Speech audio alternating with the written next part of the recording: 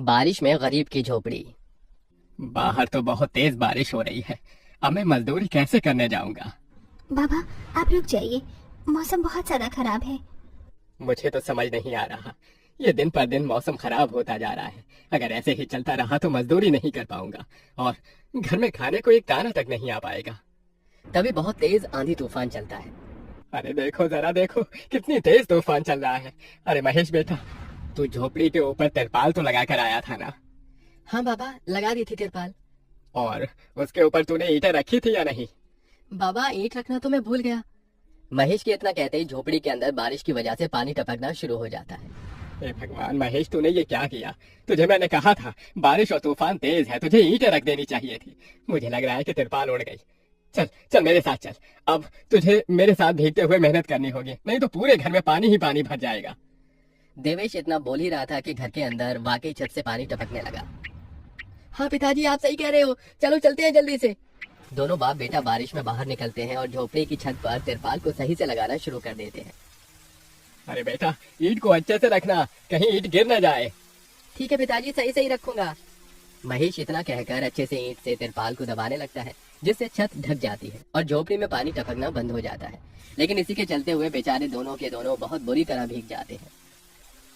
अरे चलो बेटा, बहुत ठंड हो रही है, बाहर घर में चलते हैं। चलो, बरसात में मौसम बिल्कुल ठंडा हो गया है।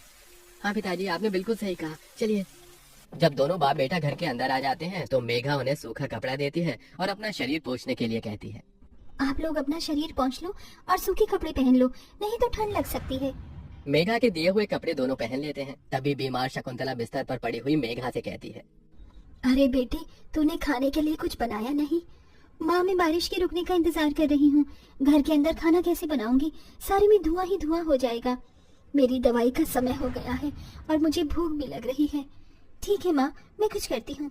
मेघा अपने सिर पर एक सफेद कट्टा रखकर बारिश से बचते हुए बाहर से कुछ ईंटें लाकर घर के अंदर ही छोटा सा चूल्हा बना लेती है और उसी पर खाना बनाना शुरू करती है। अरे बेटी, पूरे घर में धुआं ही धुआं हो गया है। पिताजी, खाना बनाना भी तो बहुत जरूरी था। मेघा जैसे तैसे करके जल्दी जल्दी खाना बना लेती है। वो खाने में नमक मिर्च वाले चावल ही बना पाती है। माँ, माँ उठो, ये लोग खाना खा लो। शकुंतला मेघा के हाथों से खाना खाती है। शकुंतला के पूरे शरीर को पैरालाइज हुआ था, जिसके कारण ना तो वो हिल सकती थी और ना ही वो उठ सकती थी। मेरी प्यारी बेटी, इतनी कम उम्र में तेरे ऊपर कितनी जिम्मेदारी आ गई। हम गरीबों का कुछ नहीं हो सकता है। इस गरीब झोपड़ी के अंदर हम कैसे कैसे दिन देखते हैं। कोई बात नहीं माँ, बच्चे समय के अनुसार बड़े होते हैं, लेकिन मैं समय से पहले बड़ी हो गई हूँ। आपको तो खुश होना चाहिए। मैं तो इस कदर लाचार हो गई हूँ कि तेरे सर पर हाथ रखकर तुझे आशीर्वाद भी नहीं दे सकती बेटा। शकुंतला की आंखों से आंसू निकल रहे थे। मेघा उसके आंसू पोंछकर अपनी माँ को हौसला देती है, जिसके बाद वो अपने भाई और पिता के साथ बैठकर खाना खाती है। बारिश होती ही रहती है, लेकिन बारिश रुकने का नाम ही नहीं लेती। खाना खाकर वो सभी सो जाते हैं। आधी रात के समय जिस तरफ शकुंतला का बिस्तर होता है, वहाँ पर पानी टपकना शुरू हो जाता है। अरे ये क्या, पानी टपक रहा है। मेघा, मेघा, लगता है सो गई। अब मैं क्या करूं? ये पानी तो धीरे धीरे टपकता ही जा रहा है।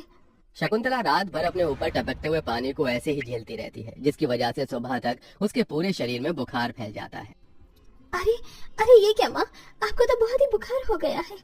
रात भर ये झोपड़ी की छत टपकती ही रही। मैंने तुम्हें उठाने की कोशिश की, लेकिन तुम्हारे तक आवाज नहीं गई। ये सुनकर मेघा को बहुत अफसोस होता है। वो सूखे कपड़ों पर अपनी माँ को सहारा लगाकर लिटा देती है और उनके कपड़े भी बदल देती है। लेकिन तभी अचानक से गांव में बाढ़ आ जाती है। अरे अरे ये क्या हो, यहाँ तो पानी भर रहा है। अरे लगता है गांव में बाढ़ आ गई है। अरे हम लोग क्या करें? अरे बेटा महेश,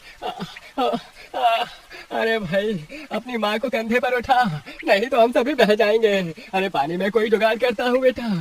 देवेश फौरन घर के बाहर जाता है। जहाँ वो आसपास देखता है, उसे एक रेडी दिखाई देती है। देवेश उसे लेकर आता है, जिस पर शकुंतला को लिटा देता है। अरे चारों तरफ पानी ही पानी हो रहा है, हमें अब यहाँ से जाना होगा, नहीं तो पानी में हम डूब जाएंगे। तभी अचानक से उनकी झोपड़ी पानी में डूबकर बह जाती है। हमारी झोपड़ी चली गई। बेटी, अब हमें भी यहाँ से चलना होगा।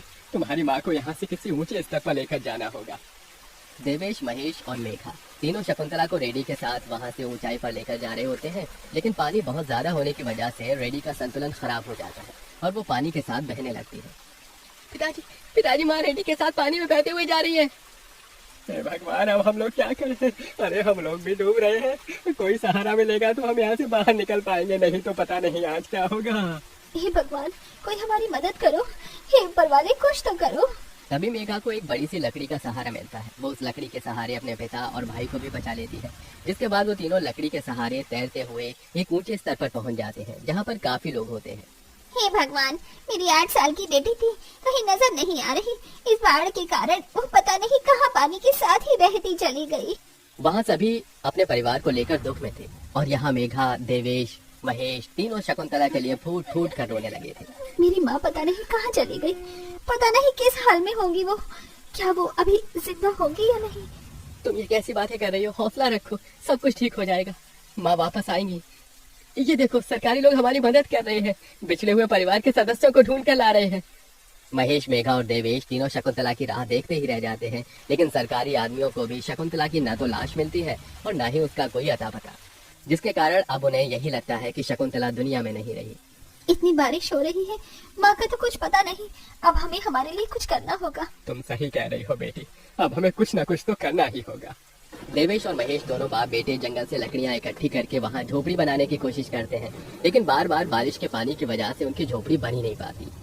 बारिश बहुत जोरों से हो रही है, मैं यहाँ वहाँ से पनिया इकट्ठी करती हूँ।